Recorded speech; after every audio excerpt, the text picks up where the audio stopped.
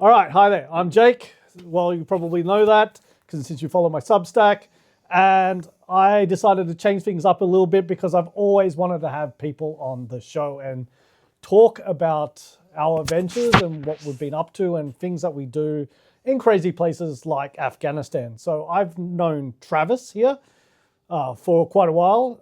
We're probably not friends when we first started living in Afghanistan. One, because when I worked at Skaterstan, Travis was like, I guess, an enemy of Ollie. And yeah, it was very complicated sort of situation. And then when I left Skaterstan, Travis and I instantly became friends. I think Travis knew that I left Skaterstan and came and visited me at the bar and said, yo. We have a common interest. Yeah. So, Travis is the president of the Kabul Knights Motorcycle Club, and he doesn't have a massive gigantic back tattoo like I do, but yeah, we've had some pretty good adventures. So, cheerio. Cheers, bro. Thanks for inviting me down, up, around to my own bar. Yeah. So this is Travis's little den. He collected a whole bunch of stuff. There is stuff from Afghanistan, from basically Lebanon, and Even Jake's book there, a bit of free promotion. yeah. Bought my book. Yep. And yeah, he pretty much has, probably over there, I'll probably take a photo of it later, is a great photo of Osama bin Laden t-shirt that I think he bought in Pakistan. Yes, bought that one in Pakistan. And then there's two versions to the story. There's the one where it was in a firefight, and that's why it's got so many holes in it, because, it was so violent, but that's actually not the truth. The truth is I left it in my shed in Tasmania and the rats ate it. So that's why it's so holy. But the first story sounds way more hardcore. But yes, it's still a cool t-shirt. So Anyway. how I know Travis, one of the things of Travis and I is the music scene. And so Travis has had a band called White City. And tell me all about White City.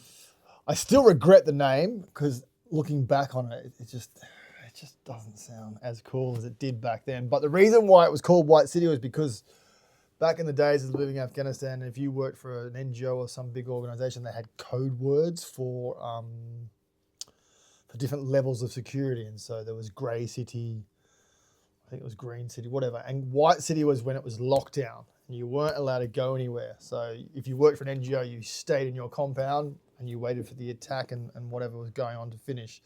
And so the band was called White City because they used to break that security protocol to go and do gigs. And so it was kind of cool in context, but when you come back to the West and you say, I was in a band called White City, people just go, uh-huh. But anyway, it was a cool band.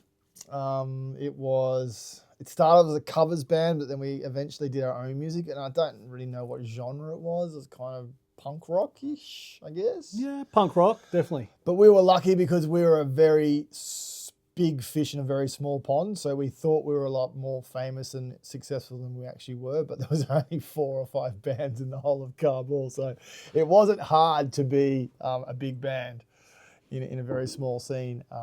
But look, it was a golden era. I would sort of equate it to, and I wasn't there, but the punk movement of New York in the 1970s. So, you had CBGBs and bands like Blondie and Talking Heads and the Ramones and all these bands who were breaking through this new genre of music, and the audience was blown away because they just didn't understand or know what this movement was. And we kind of had a very similar thing in Afghanistan because from 1996, the Taliban outlawed music until the so-called liberation or invasion or occupation of Afghanistan in 2001.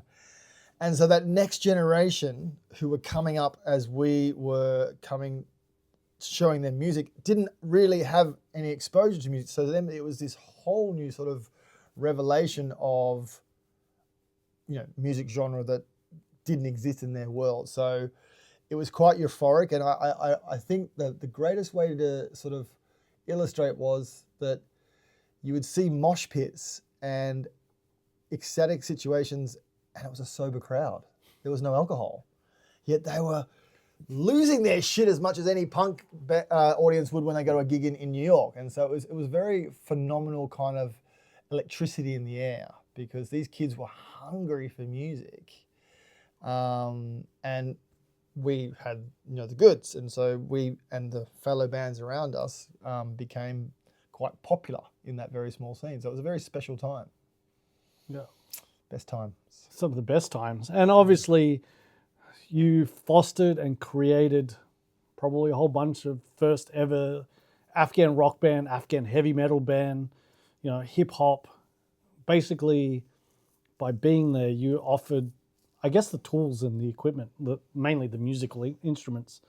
Yeah, I mean, we mentored. So everything from like the first band, Kabul Dreams, we gave them the first opportunity to be on stage. It was at the Reuters guest house. There was some illicit drugs going around that night, but I'm sure they didn't take any. But whether it be Kabul Dreams or the other bands like Morcha, which is translation of the Ants, or District Unknown, White Page, all these bands either used our practice studio, used our equipment, or we helped them record albums or video clips. We kind of just mentored it and sort of gave them as much support as possible because we had the means. We were foreigners and we had gear. And as an Afghan, it's pretty hard to get yourself your hands on a good amplifier or a guitar and whatnot. So we helped out as much as we could.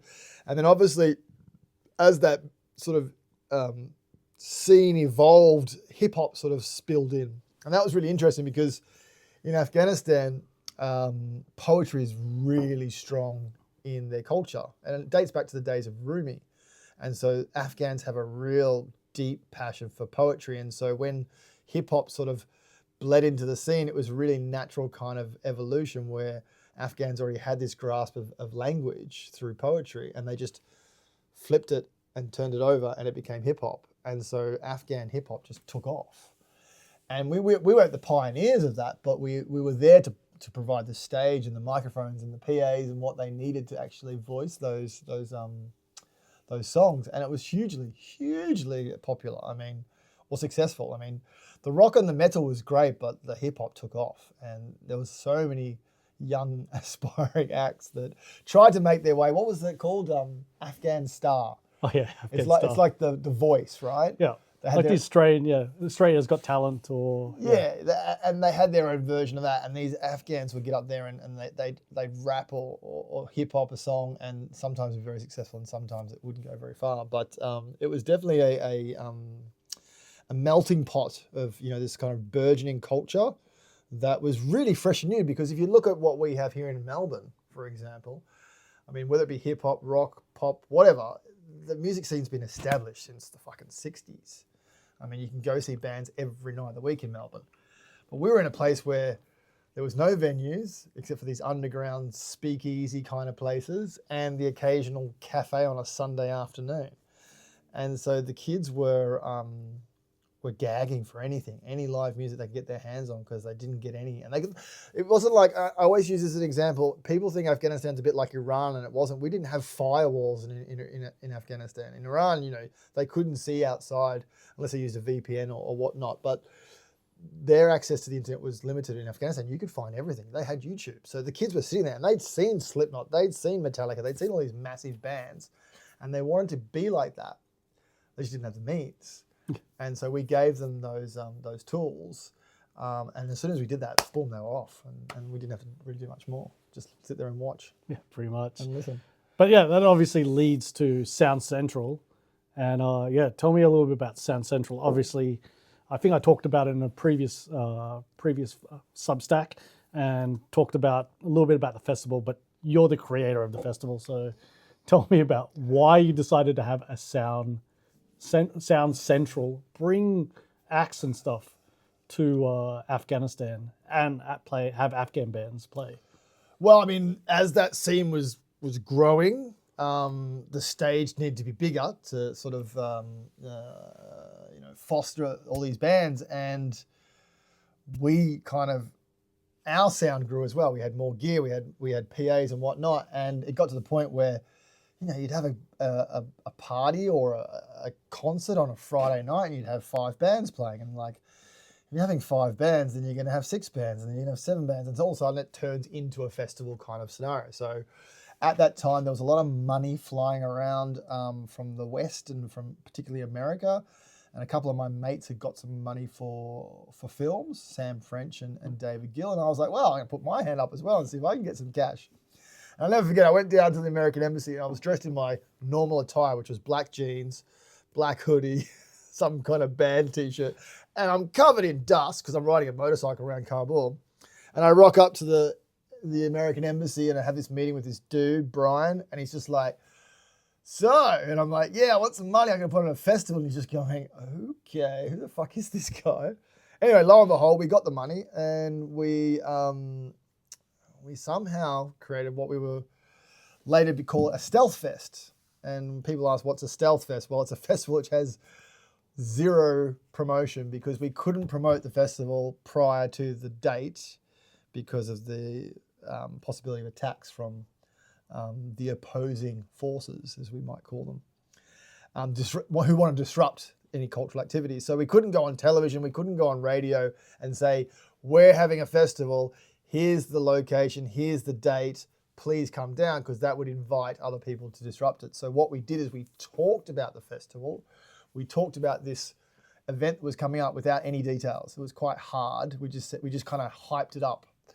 And then only on the morning of, we actually released the date, the time and location, which meant that opposing forces like the Taliban could still interrupt, but they would have less time to plan. And that was kind of our stealth approach. Anyway, so we rented this beautiful gardens, Berber Gardens in downtown Kabul, and we sort of converted it into a mini festival. That was a good festival. That was a great festival. Stage, PA, I think we had like maybe 8 bands play. We had bands from Uzbekistan. We had... Yeah, Tears of the Sun. Yeah, we had Tears of the Sun. We had obviously some foreigner bands there, including our own bands. We had a girl from Australia who came out to sing, Izzy. And it was just a great event because it was technically, and this is what the news reported, it wasn't what we sort of stated, it was apparently the first live rock festival-esque in 35 years. So you can imagine you're a 20-year-old kid, you've grown up, your whole adolescent life knowing about music, but you've never been able to access it. And all of a sudden there's, on this day, this morning, all your friends are talking about, hey, there's a festival on today. And it's at Bubba Gardens, and fuck, we've got to go down and check this out. And the crowd was just... You were there, right? Yeah, I was there. It was ecstatic. I was photographing it. I was filming it. Yeah, it was mad. But yeah, the second year I took part of it, and I actually had my band. What was your band called again? Ring of Steel. That's your Ring. And the Ring of Steel was the name of literally the Ring of Steel around Kabul, which was the police checkpoints. Yep. Yeah, it was the police checkpoints. So basically, when the Taliban had probably done a fair amount of attacks, they decided to build these Ring of Steel. So they were police checkpoints, and they would, open up your stuff and check your car and stuff. But it became a really hard thing because obviously a lot of people like drinking in cars, a lot of Afghans, and so you couldn't go past the Ring of Steel. If they did, they'd obviously confiscate your alcohol, probably drink it in front of you, and then hand it back to you half drunk. But yeah, they were actually quite. We have up stories and down stories, literally they would either have maybe a full handful of hash on them. And it's they go, where's your hash? And you say, you don't have any hash. It's like, would you like some? So you had police officers like that. Yeah, a lot of stone police officers. And they would always stop you. And one thing, definitely for Sound Central, was driving your main singer, bass player, Roof, home.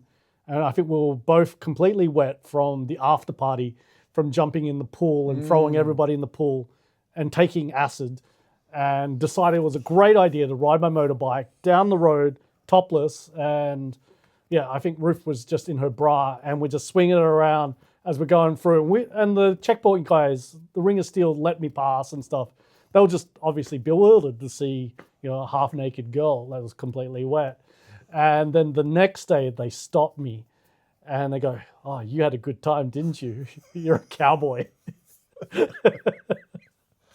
Crazy times. That same night, that after party. So we used to have these after parties after the festival, and we had at this venue. And as Jake was saying, everyone jumped in the pool. But the thing that really fucking got me was we had a stage next to the pool, which I think was just DJs. And I think it was bands that night. And there was so much splashing coming out of the pool that the floor of the dance floor got wet. And when you set up a DJ kind of setup in Afghanistan, it's pretty dodgy in regards to electric. So you got your cables plugged into these power boards, but not really good power boards. And all of a sudden the dance floor was electrified because there was so much fucking water. And people were getting electric shocks while they were dancing. And we had to actually close down the dance floor because it was getting to the point where we were going to fucking kill someone by electrocuting them to death on the dance floor. So that was fun. Wild times. Yeah, the second year of the festival was interesting because we expanded into, I think it was 2 days or 3 days.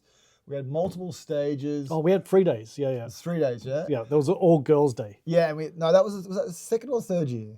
That was the third year, was it? Anyway, I think so. I think it was second year we had an all girls day. And anyway, so what we did is we also brought in other disciplines. I think we brought in like photography and skateboarding. Yeah. And the festival kind of expanded in sort of practice into more arts, not just music.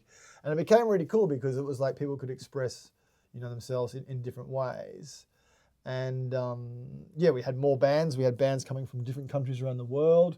And the audience grew a lot bigger. I think we got into the thousands by that point. And it became by that stage, it was kind of like a thing on the calendar. Everyone was like, oh, Sound Central's coming up this time of year. And for us, that was cool because we kind of had a goal to work towards each year. It was like, we've got to get the festival ready by October or whatever the month was. But the best day of any of we only did the festival for 3 years, unfortunately, but the best day of any of those 3 years was the girls only day. And my favorite part of that day was I was working, running around like a silly chicken with its head cut off because I always did. And my security guy came up to me. I think it was Warren at the time. Yeah. And he said, we've got an issue at the front gate. I said, what is it? He goes, the press are hassling at the front gate. I said, why? He goes, because they want to come in. I said, what's the problem? He goes, well, they're men. I said, they can't come in. He goes, yeah, but it's like BBC and Reuters and AP and these big fucking agencies. And I'm like, I don't care. And so I went up to the front gate and there's all these, really important journalists going, we want to come in and cover the women's only day. And I said, well, go back to your fucking office and get yourself a female journalist and you can come in.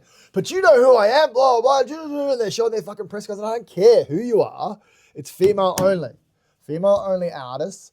Female only audience, and the only males present were myself, my brother, and a couple of tech engineers because we didn't have females who could run the sound system.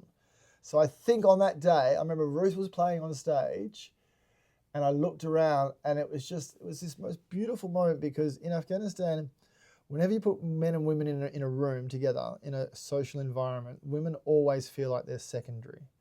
And they always feel like they've got to be really careful what they do because they're going to get harassed or heckled or whatever by men in the audience. And on this day, the women own that stage and they also owned the whole auditorium. And there was just this really beautiful kind of calmness to it. There was no testosterone, there was no masculinity, there was none of this kind of just unfortunately, that's just something that you kind of have to live with in Afghanistan. Women get heckled all the time. And for that one day, the women were relaxed and they were ecstatic to see females on stage, not just music, it was poetry and there's other art forms as well. And it was just really cool. I felt quite privileged to be a male. I wasn't even allowed to go in there. Sorry. I did the tech work, so I don't know who VJ'd. I think actually, what's it called? That girl, French girl. I think she probably did some visuals and stuff. Yeah. Well, we had to keep it that way because otherwise, it defeats. But it was great. I fucking loved that there was an all girls day, and it was brilliant. They could be who they wanted to be. Exactly. And that is one of my fondest memories. And our poster over there of Rockabul, the film, has those girls in that exact moment. And for a lot of these girls, it was literally the first time they'd been to a festival. And we had a really cool situation where some of my staff, Miriam and Anne in particular, had gone out to women's shelters and somehow they'd organised to get women who were battered, who lived in shelters, onto buses to come down and to go to this festival in a safe environment and to have a moment of sort of social kind of normality before they had to go back to their lives in these shelters. And there was just a beautiful, beautiful cross-section of women in one place. So that was kind of, I think, the highlight of the festival.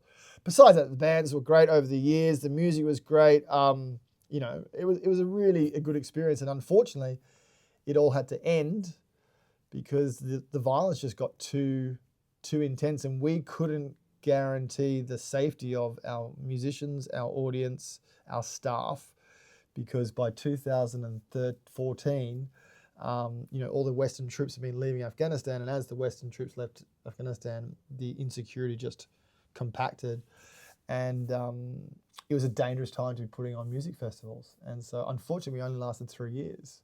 I would have loved to have kept it going. Maybe in an alternate reality, we could go back and... In an alternate reality, definitely. Yeah. But yeah, saying that, obviously your first documentary is Rockabul. And Rockabul is about an Afghan heavy metal band. I guess we're both sort of like situated. They were kind of our translators, and they were just these like Our friends. kids, our friends, who wanted to be like Metallica, who wanted to be like Pantera. And you know, they pretty much relied on us to bring us tools and stuff. But tell me about Rockabul and why you decided to make a film about a heavy metal band. Well, originally I was making a film about Kabul Dreams, which was the first ever rock band in Afghanistan. And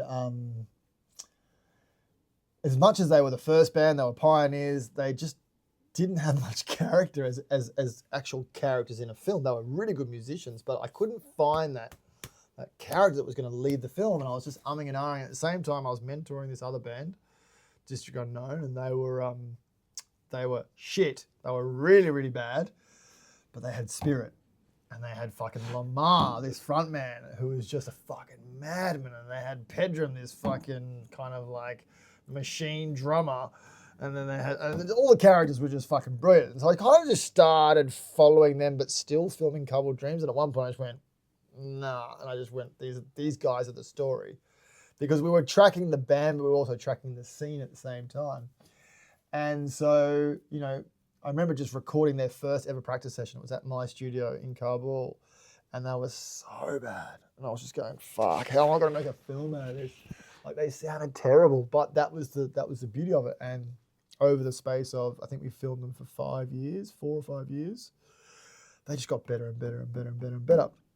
And they did every festival. And the first festival was okay. And by the third festival, they were a fucking fully fledged rock band or metal band. And you know, there was some hiccups along the way. There was security issues. We had band members leave. We had band members get threatened. We had band members have massive anxiety attacks because they thought that, you know, the Taliban were going to take them out. And legitimately, there was always that possibility. So there was a lot of moments where we weren't sure if it was going to continue. But the band stuck it out, and they ended up doing a mini like tour of India. They recorded an album. They were on TV. They had their moment. They had their moment as rock stars.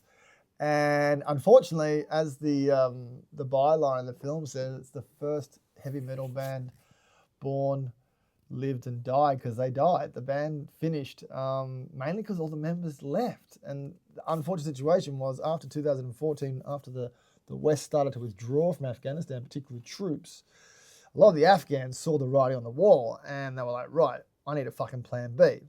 And so one by one, these band members found scholarships, you know, illegal passports on the black market, or paid someone to get them out of the country, and slowly they all left, and they ended up in the UK, Australia, America, and they all just disbanded like that. And it was really sad because, you know, they were, for a moment there, the only and the biggest band in that little scene.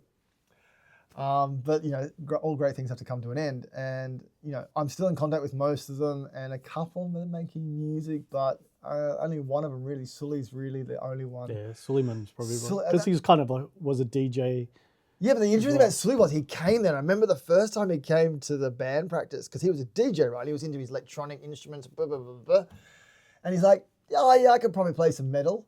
And, you know, he joined the band, and he knew a fair bit about music, so he could understand what the boys were doing and he could join in. Whereas a lot of the other boys literally didn't know anything about music and they just played noise.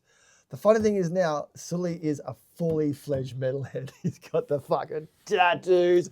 He's got the big metal hair. He's got a fucking guitar stack like this. He's got fucking shredding fingers.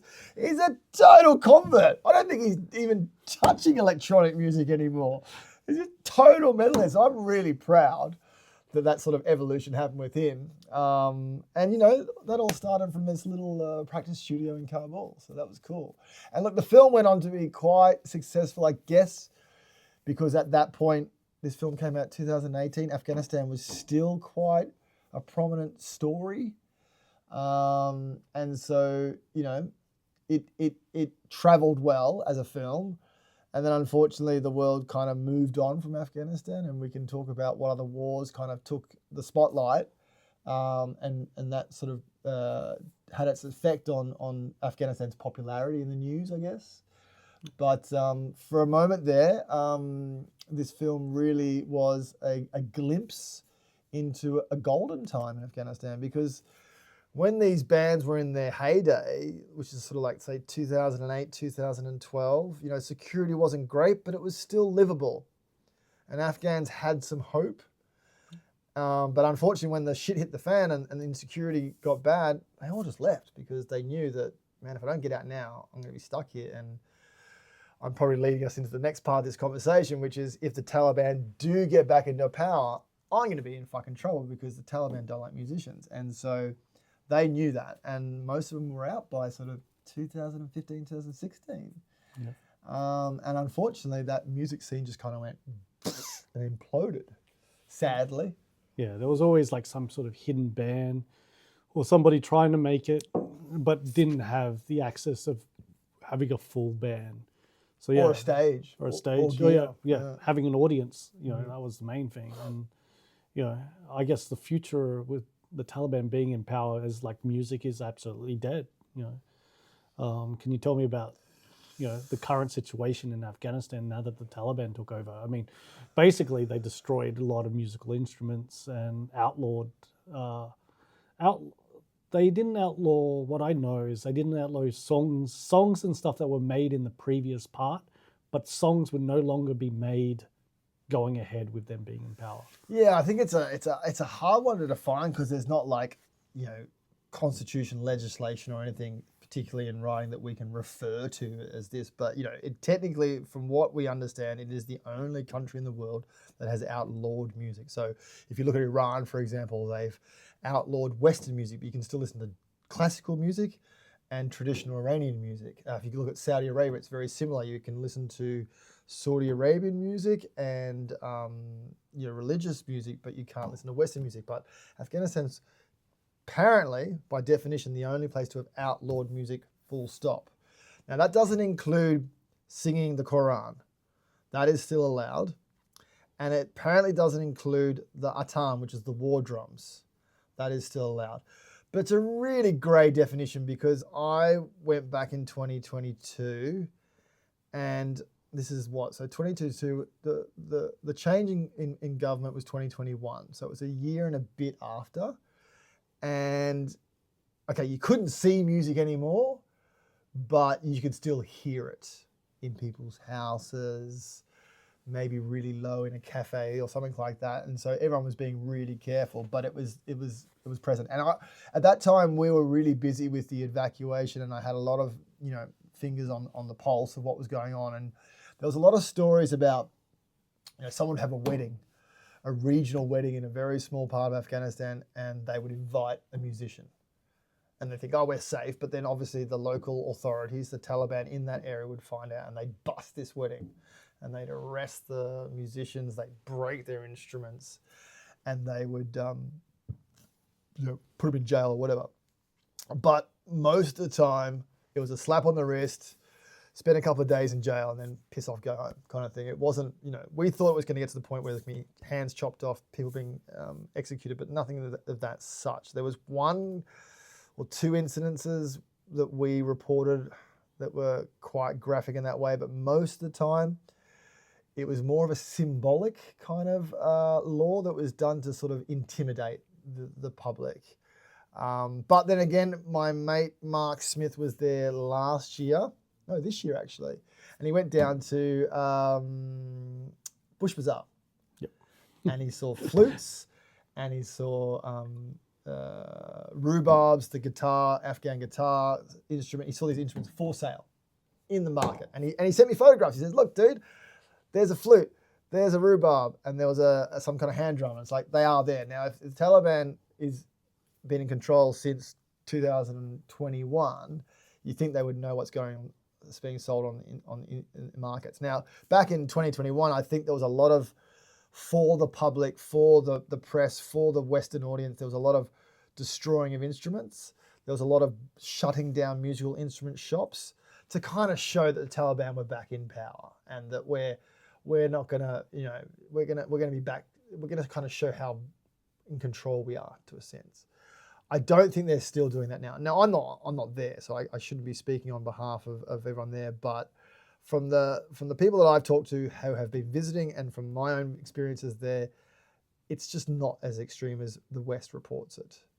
But music does still exist. I have a few Afghan musicians that we didn't get out in the evacuation period, who are still there, and they're making music at home on their laptops, uploading it to YouTube and getting it out. But they're being very, very careful because they know the risks.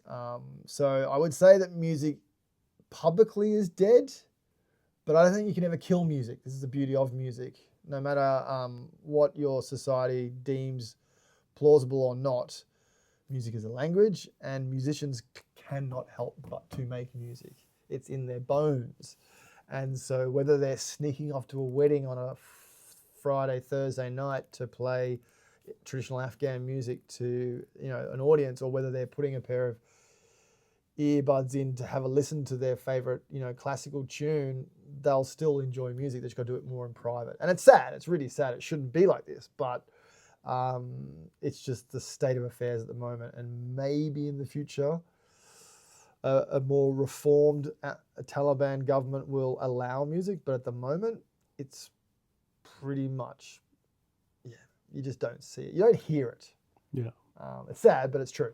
And that kind of answers my five-year thing. So if you want to know, it's pretty much during this interview and stuff, it's been 5 years since the Taliban have returned and come to Kabul. So, it's probably a sad affair for us, having lived in the golden era of Afghanistan, where I guess quite unquote, there was democracy and there was this freedom to believe in dreams and hope. And hope. These ideas that you could be a musician, you could be an astronaut, you could be whatever you wanted to be. And that pretty much, kind of died out 5 years ago. Unless you're a Pashtun man, then life can be quite okay for you under the Taliban. I mean, that's obviously a big sort of factor in this is, technically under the previous government, the American-led government, it was a Dari Tajik kind of led government, and now the Pashtuns have taken over. But still, if you're a man in Afghanistan and you're not Tajik and you're not Hazaran and you're Pashtun, you've still got pretty much access to everything you had access to before, besides the media stuff, besides the TV and the music and all those kind of things. But general life is pretty much the same. The economy is not great, so a lot of my Afghan friends, including Ahmad Zia, Dodgy Zia, are complaining there's just not enough work. And he's a well-educated journalist, but because the news cycle has moved on to the Ukraine, this is a big one for us. When the evacuation started after 2021, we were all really busy because everyone was talking about Afghanistan. And all of a sudden, I think it was February 2022, the Ukraine war kicked off. Yeah. And all of a sudden, we've been waving our arms in the air and everyone was coming back to us, and all of a sudden they just didn't hear us or didn't see us. And everyone moved their focus towards Ukraine. And that was really hard because we were still trying to get these evacuees out. And then Ukraine was going on, and then all of a sudden it was 2023 and Gaza kicked off. Yeah. And people have forgotten about Afghanistan, and then they started to forget about Ukraine. And then Gaza kicked off, and then guess what? Iran kicks off, and it's just like this. Dun, dun, dun, dun, dun, dun, dun, dun. And so it really it makes it hard to get people's attention, whether you're trying to raise money or raise awareness, whether it be Afghanistan or anywhere else. This news cycle and this media attention towards the next war just makes it really hard to get people's attention. So from 2021 to 2026, 5 years, yeah, I mean, the Taliban has probably kept the country, I guess, in quite a secure state because the West is just not checking on them anymore. Yeah. They can kind of turn a blind eye and do what they want with their citizens and with their sort of strategies and policies within internally because no one cares. Everyone's too fucking focused on the next thing. So it's hard to even know what's going on there because I don't believe what I read in the news most of the time. I don't think that the people who are reporting on Afghanistan really know what they're saying unless they're actually there.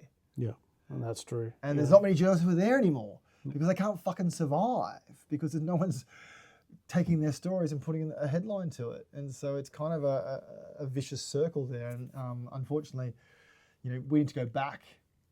I definitely want to go back. My big dream, I still have my motorcycle in Afghanistan, is to ride all of Afghanistan to every single province and document it. Maybe that should be my next documentary. Is a 5-year documentary of riding Afghanistan. It's the Kabul Nights. Which all of this sort of discussion that we did will lead to your second documentary. And obviously it didn't really hit off, but do tell me about The Watcher and The Time. The Watcher and The Time was an answer to Rockabul because people would say to me, what happened to Afghanistan and why didn't it work? Because, Rockabul was a story about the heyday and the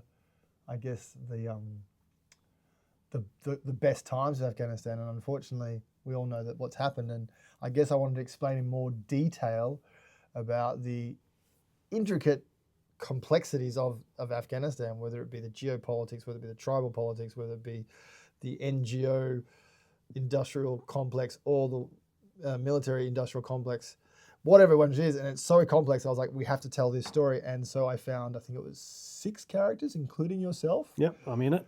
who have lived in Afghanistan, both Afghans and foreigners, not just foreigners, and particularly their experiences of their time in Afghanistan. Obviously, for the Afghans, they lived there, but just trying to actually navigate what happened over the last 20 years. Because from 2001 to 2021, $2.2 trillion was poured into that country.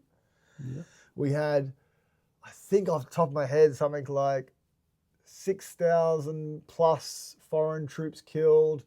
We had something like 300,000 Afghan troops killed. I mean, the numbers are phenomenal. I mean, I can't remember off the top of my head, but they're in the film.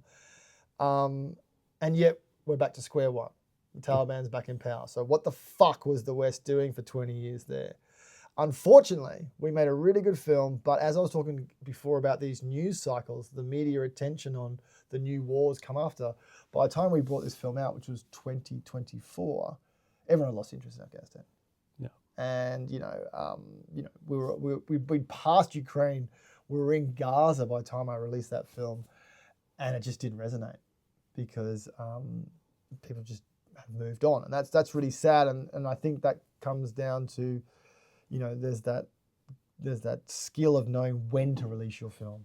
And we didn't have any control of it because, we had to finish the film. It takes time. But unfortunately, if I had have released that film in 2021, it would have blown the roof off. But, that's what you learn. The film is still really good. I'm very proud of it. The characters tell great stories. And I hope, a bit like Rockabul, that it becomes an important film in retrospect. So 10, 20 years from now, when kids are doing their history class, when kids are learning about geopolitics and international relations and spycraft and the war machine and all these different things and the aid machine, that they go, oh, you should check out that film made back in 2025. I know it's now 2048, but back in the 20s, they made this great film which will teach you all about that. Yeah. Well, I'll put links out on my Substack where you can watch these films. Now, the Watch in the Time is definitely on YouTube, but it's under a different name, YouTube which it hasn't been changed over. I wish that you guys had changed it so it's easy to go to Watch in the Time. 20-year experiment. No, the Graveyard of Empires. Yeah. But I'll send the link and people can watch the film because you should watch the film and you'll have a great understanding of what Afghanistan was like and what it has become and how, I guess, corruption really destroyed Afghanistan. Like, I think at the last moments and stuff, you kind of kept on interviewing me up to probably the 1 year anniversary of the Taliban being there because I was there. And I was there when the Taliban took over, the first thing, doing interviews. And, what we kind of learned and why Afghanistan failed, I think, to me, Joe Biden looked at the Cigar report, which is a report on corruption, and just get, what the fuck, we should just go. And, an example is the Afghan government said they were employing 300,000 Afghan troops, but they only had 60,000 troops. And our governments were paying for their salaries they that called didn't them ghost exist. troops, didn't they? Ghost soldiers. Ghost soldiers, that's right. Yep. The soldiers that didn't exist, but their paychecks still got paid. But yeah, and after spending years and years in Afghanistan and just realize you're being lied to, it just became this sudden, we're going to get the fuck out. And that obviously brought everything into chaos. And yeah, it became a really easy win for the Taliban. I remember being in Mazar and I really thought there was going to be a big fight. And then everybody just dropped their guns and left. And the Taliban just rolled in with their motorbikes. And that was it. And that was it. That was it. The easiest victory ever. Yeah. And I just always remember I was in this hotel that had a bank, and I just thought the Taliban are going to rob the bank. And I had worked on sandbagging the whole fucking doors to this hotel because I thought they'd try and get in. And they didn't, and they didn't need to because they won the whole country. So the bank became theirs and they didn't have to go and steal from it. Yeah. And the weird bit was they were absolutely fucking nice about me leaving and then told me, yeah, you can come back. And so after 2 weeks of thinking about it and going, fuck, I don't want to go back to, Melbourne COVID, I went back to Afghanistan. Lucky you. Oh. Yeah, strange times indeed. What do you say? I mean, it's just a waste of 20 years and lives and money and energy. But at the same time, it was the best years of my life. I mean, I'm very happy with my life now. I've got children and a great partner and whatnot. But in regards to the salt of the earth and experience and adrenaline and living on the edge and breaking frontiers, that was the best times of my life. Literally, it was just gold. And I think I even knew it. Like, a lot of time you have these moments in your life and you look back and you go, oh, that was a great moment. No, we knew it when we were there. And we were literally like living this amazing experience day by day. And I knew this was the moment when I was in it. And luckily, you and I recorded a lot of that on video cameras and whatnot. And so we actually have the evidence of this, which I think is very valuable. Definitely one thing I do when I get older, to sit there and watch through all my old tapes. And there's footage in the Watch of the Time where I went into a K-hole because I had some ketamine and was dancing really hard to some music. And then I went to the toilet. And then the toilet became absolutely fucking silence. And then I went straight into this fucking K-hole. End up spewing my guts out, and Travis is there recording me throwing up and then puts it in the documentary. I believe no one realizes that me, but now that I've told you that, you're probably going to watch the doco, watch when I'm like spewing and go, fuck. Anyway. It's reality, right? Yeah, it is. I have no regrets. I have no regrets. So, I mean, Afghanistan was a crazy place, and you could, drive to the pharmacy and get pharmaceutical drugs, and without a prescription. If you knew the name, the pharmacist knew that you were smart enough to be able to order it. So we just, went on to like heaps of Valium, Dexies, you name it. Ritalin. You could buy all of these Valium, over the all of counter, them. and you could buy ketamine in a liquid form, and then you'd end up cooking that or putting it in the microwave, and it becomes crystal. And these were crazy times. Marijuana, obviously. The best hash in the world. The best hash in the world. People, your friends and colleagues would give it to you for free. And like a kilo would be about $16. And like when the Taliban had taken over, I got to see some of the opium dens and the heroin sort of smuggling. And it was like 50 USD for a kilo of heroin. And now a kilo of heroin probably in like Australia would be at least over 100,000, more. Yeah. So, We're at the source, aren't you? Yeah. So, the source. And I mean, for the Taliban, what I hear is that obviously heroin is probably it's the most downest low, and marijuana and hash is still there. But yeah, heroin, they made sure to try and get that to zero. So they done a good job, actually. I mean, actually, under the West's occupation, the production of heroin went up every single year, right up until they withdrew. And then obviously when the Taliban came in, it went straight down like this, boom. And obviously in the first Taliban era, it went down as well. So they made more drugs, more money, smuggled more out under the US occupation than they did after. I mean, it was big money. Yeah. Crazy. That one positive, I think, of the Taliban. There you go. Taliban, good for drugs. Good at fighting drugs. Yes. Now, I guess the future you may be making some new documentaries. Tell me about your new doco. I've got a few on the go. I've got my third part of the trilogy of Afghanistan, which is a slow burner, but I'm looking at the hippie trail. So the 1970s, when all the hippies used to take a bus from London to Delhi, one ticket, one bus. Physical ticket, yeah. And so we're looking at the old timers and their time in Afghanistan in the 70s. So that's a cool doco. That's a slow burner. We're just wrapping up now a documentary about North Korea. I went to North Korea in 2019, and I was there for 11 days. 11 of the weirdest days of my life. And the film is literally that. It's just like, I've got this tiny camera, this tiny little thing, and because I had a small camera, I filmed everything, and the North Koreans didn't object. I think like twice in 11 days they said, don't film that. So it's pretty amazing access. And so that film is just trying to figure out what is going on in North Korea, what is going on in North Korea, and who's in control of that camera. Is it me or is it them? And by the end of the film, you kind of get the gist. So that's a fun one. It's kind of a personal diary, kind of travel log, but in a documentary format. So that should be coming out later this year. And then another couple of small things on the burner, but that's kind of it for the moment. We're doing films differently these days. Jake's part of my little organisation called FFF, Fuck Film Funding, because I've kind of got over the whole jumping through hoops, doing dances and songs for the fucking film industry, trying to beg for money. And then you get this tiny little morsel of money, and then you end up working 10 billion hours, and you end up making $5 an hour by the time you equate all the hours you spent at your film, and you actually don't have a livelihood. And so now we just make films with our friends, and we don't need funding because Jake's got a camera, I've got a camera, our mate can do fucking audio, we both know how to edit, and all of a sudden we can just make films. It takes a bit longer to make these films, but you can make them and you don't have to beg for money. And there's this beautiful thing called the internet now, and you can just release films. Because no one goes to the fucking cinema anymore, do they? Not much. So just put it on YouTube. My last film, Watch the Time, it's got hundreds of thousands of views because it's just on YouTube.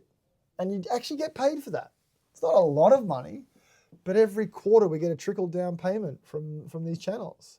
And so it's a different way to approach the model. I'm not saying you shouldn't, apply for film funding and you shouldn't try and get into film festivals, but that's a lot of work. And a lot of time it doesn't actually deliver.